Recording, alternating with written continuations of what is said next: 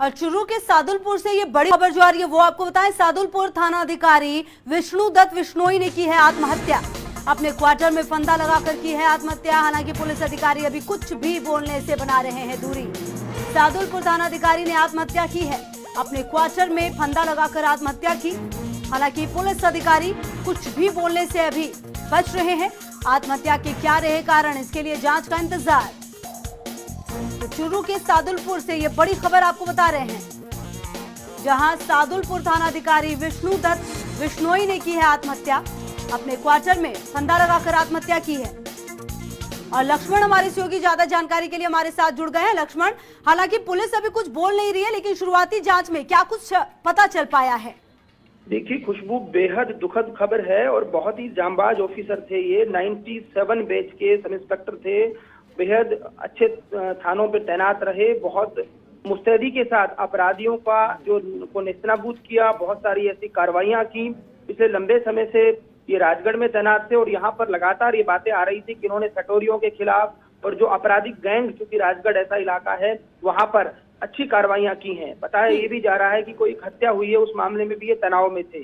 पूरे मामले में देखिए, अभी चूंकि पुलिस ने अपना एक जांबाज ऑफिसर खोया है तो कहीं ना कहीं जांच वगैरह होगी इस पूरे मामले की। लेकिन जो आईजी हैं जोश मोहन, वो मौके के लिए रवाना हो गए हैं। उनसे बातचीत हुई हमारी, उन्होंने भी बहुत दुख जताया है घटना पर। और जैसा कि सामने आ रहा है कि कुछ बातें ये भी कहा जा रही थी, कुछ पॉलिटिकल प्रेशर्स भी थे। लेकिन देखिए अभी तमाम चीजें हैं, क्या सुसाइड नोट छोड़ा है उन्होंने, ये सब जांच के बाद ही साफ हो पाएगा। लेकिन निश्चित तौर पर बेहद दुखद है। मुझे भी बहुत बार ऐसे खबरें जो उनके साथ मैंने की है, क्योंकि बीकानेर संभाग में वो कई अलग अलग थानों में तैनात रहे हैं और बेहद मितभाषी थे।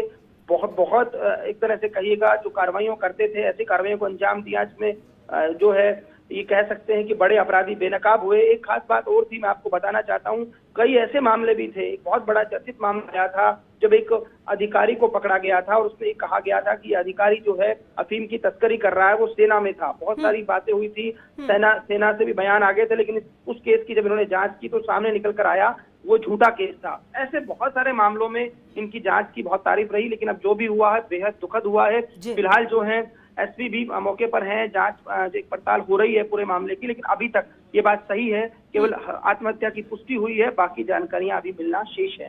कुछ दुखद खबर है, मिलना शेष है। लक्ष्मण, क्या लक्ष्मण वहाँ पे फैमिली के कुछ लोग भी रहते थे या फिर ये अकेले रहते थे? देखिए क्वार्टर में वो अकेले बताए जा रहे थे, ये बात निकल कर आई है सामने अभी तक जो बात आई है। क्योंकि एक तो ये भी है कि जो कोरोना काल था तो हो सकता है परिवार को यहाँ भेजा हो, लेकिन तमाम जानकारियां अभी थोड़ी बहुत देर बाद स्पष्ट तौर पर मिल पाएंगी। जी जी बिल्कुल, लगातार नजर रहेगी। लक्ष्मण, शुक्रिया आपका इन तमाम जानकारियों के लिए, क्योंकि ये बिल्कुल शुरुआती दौर है और इसलिए लगातार हम आपको यही बता रहे हैं।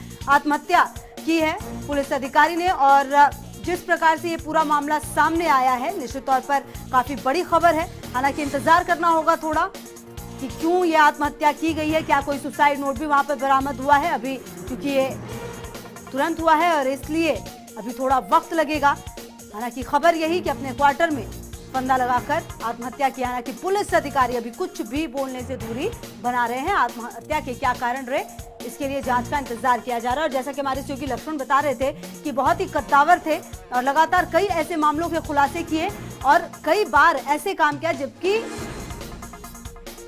लोगों को न्याय मिल पाए, और कई बार एक्सपीरियंस जो है वो भी बता रहे थे हमारे सहयोगी। और चुरू से हमारे सहयोगी संजय भी जुड़ गए ज्यादा जानकारी के लिए। संजय, जिस प्रकार से सहयोगी लक्ष्मण बता रहे थे अभी शुरुआती दौर है, हालांकि उनके काम बहुत जबरदस्त रहे थे, क्या वजह सामने आई है? आपके पास क्या कुछ जानकारी संजय? जी सुषमा, बिल्कुल विष्णु दत्त विश्नोई थे, वो राजस्थान पुलिस के सिरमौर थे और वो दबंग और ईमानदार अधिकारी के रूप में जाने जाते थे। जहां भी ज्यादा अपराध बढ़ता था या पुलिस पर सवालिया निशान उठता था, वहां की जनता की यही मांग रहती थी कि विष्णु दत्त विश्नोई को हमारे क्षेत्र में लगाया जाए। निश्चित रूप से आज राजस्थान पुलिस ने एक बड़े जाबाज और ईमानदार अधिकारी को खो दिया है। और जो चर्चाएं आ रही है कि विष्णु दत्त विश्नोई पर ऐसा कौन सा दबाव रहा कि उनको मजबूरन इस दुनिया को अलविदा कहना पड़ा।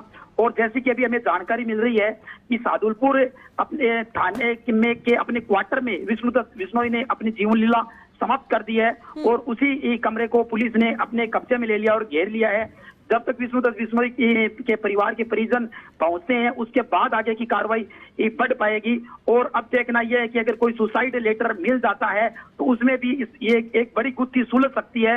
और किस प्रकार के दबाव रहे, विष्णुदत्त बिश्नोई एक जाबाज अधिकारी थे, ऐसा कौन सा दबाव था जिसे वो हटा नहीं पाए और खुद हटना उनकी मजबूरी हो गया। बड़ी दुख खबर है।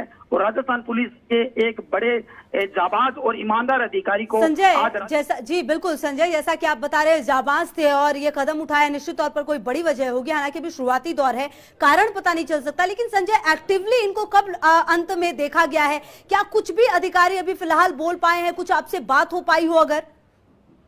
जी, इस मामले में कोई भी अधिकारी इस ज्यादा कुछ भी नहीं बोल पा रहा है। भारत काफी संभल कर और हर सवालों से बचने की कोशिश की जा रही है। और जब तक कमरा खोला जाए, उसकी जांच की जाए, उसमें किसी प्रकार के तथ्य मिले, सुसाइड नोट मिले या इनकी जो आत्महत्या है इस पर परिजन किसी प्रकार का कोई वाद दायर करवाना चाहे, इन तमाम बातों के बाद ही अधिकारी कुछ बोल पाएंगे। सुषमा, आपने जैसा कि ये जानना चाहा कि इनको कब देखा गया, कल सादुलपुर में अंधाधुंध फायरिंग हुई थी। चूरू जिले में सादुलपुर अपराध का बड़ा लगातार नजर रहेगी। संजय, शुक्रिया आपका इन तमाम जानकारियों